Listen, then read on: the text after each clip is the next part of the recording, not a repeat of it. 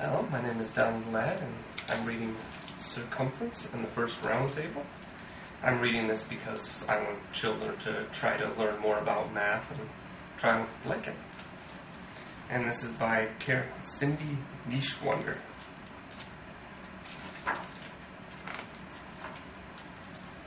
Long ago, in a land known as Camelot, there lived many knights and ladies. Their ruler was a mighty but gracious man named King Arthur. During many years of peace and good harvests, the people lived happily. The trouble began when they saw the army of their neighbors to the north gathering at the border. These people, known as the circumscribers, looked as if they might be preparing to make war. King Arthur called upon his bravest and most trusted knights to plan what to do. The knights rode as fast as they could to the king's castle. Cumference lived nearby to his family, and they came with him. Cumference was married to Lady Di, who came from a town of Ammeter. They had a son named Radius. Radius was very small and quite young, but his keen mind and boundless energy more than made up for what he lacked in height and age. After the first day of meetings with all the king's knights, Cumference sat with Lady Di. "Oh," he groaned, "my throat hurts. I have to shout to be heard at the other end of that long rectangular table. Everyone has to shout, and the king is very upset. Why don't you fix it?" said Lady Di. "How can we do that?" Cumference asked. "Well, Lady Di, could you cut it in half? Look, here is a drawing of the table. It has 2 long sides and 2 short sides. If you cut it in half and put 2 halves of side by side, you'll have a table with 4 equal sides."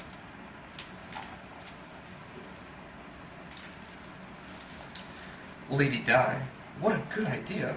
Cumference called for a carpenter, Geo of Metri. Geo began work immediately. The next day, the new table was ready.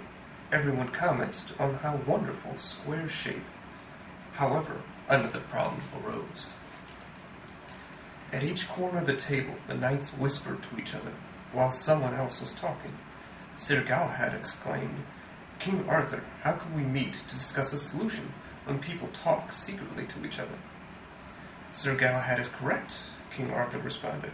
"We have come here to talk of defending our land against the circumscribers, not to talk in secrecy." After the meeting, King Arthur told Cumference a new table was needed. That night, Cumference told Lady Di about the problems with the square table. Lady Di thought a moment and then said, "What if we cut the square table diagonally? We could put the 2 halves together to make a diamond." She drew a diagram and said, "The king would sit at one end, and you could sit at the opposite end. Everyone would be close enough to hear, but the knights would not be in any tight corners."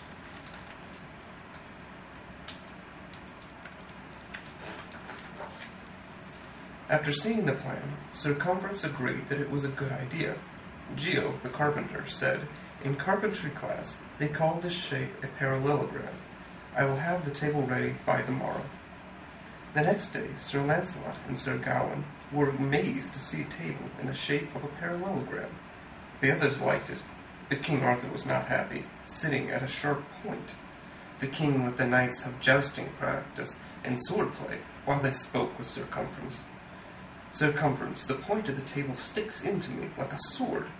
We need to think about ways to prevent the war, but this table makes me feel like fighting. Can you fix it?" "I will do my best, sire," said Cumference. That afternoon, he stood by the field and watched the others joust.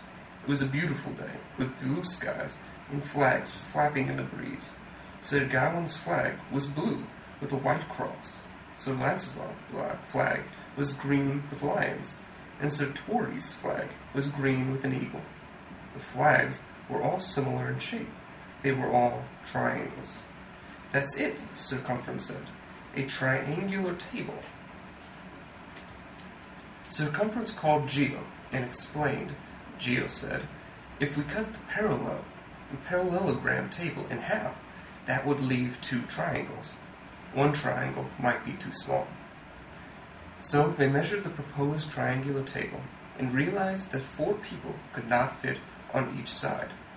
"Geo, let's think some more," said Cumference, and he went to discuss the shape with Lady Di.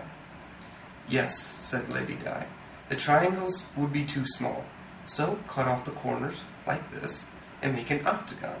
Look, it will solve the problem."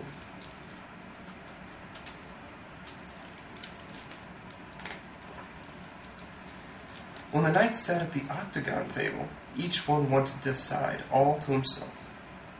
8 sides and 12 knights. Who would share a side with another? They agreed that the king would have a side all to himself, because he was their leader, but that left 7 sides and 11 people. "Knights, let there be order," said King Arthur calmly. "We need to remember that we are here for the defense of our land. How can we talk at this table with its problem of quarters and sides? Circumference, have the carpenter build a table shaped like an egg, and perhaps then we will behave more like a flock."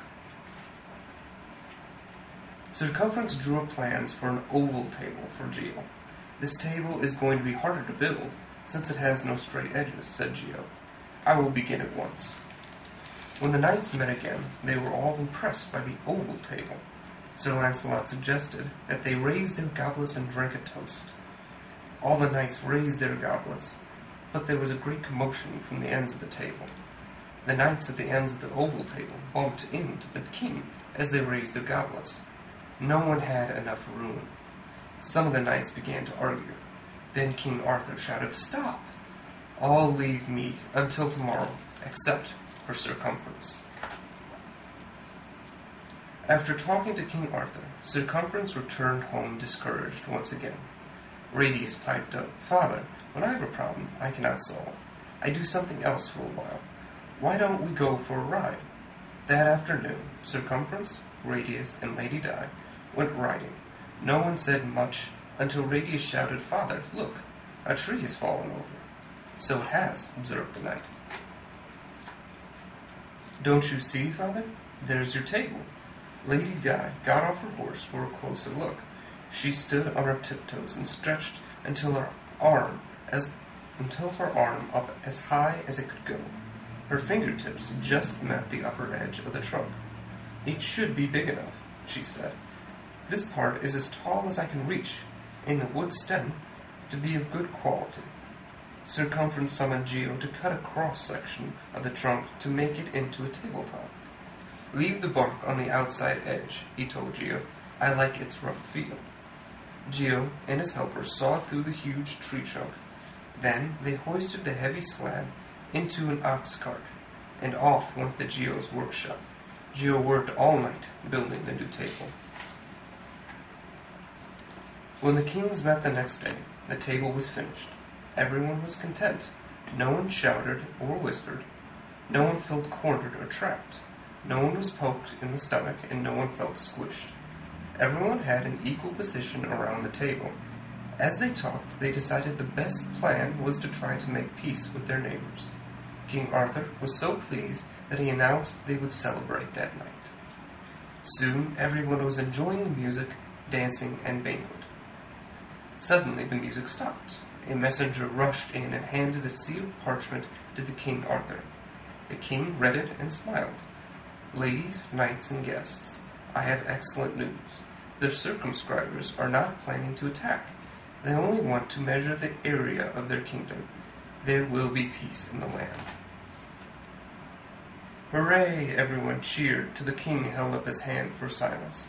"To honor these knights who gathered at his table to save our kingdom, let them henceforth be known as the Knights of the Round Table. Let us thank Circumference and Lady Di and their son Radius. They made this round table possible." Everyone cheered again. Furthermore, because Lady Di of Ammeter has a reach that is equal to the distance across the table, we will name this measurement for her. We will call it the diameter.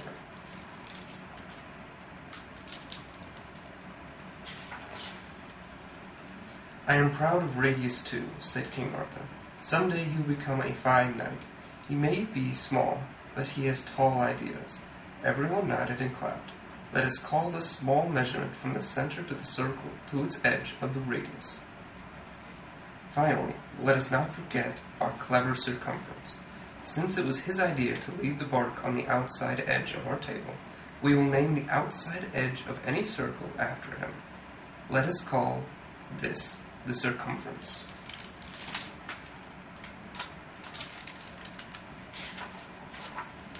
Circumference bowed to the king as everyone rose from their seats and began cheering and whistling and stomping their feet.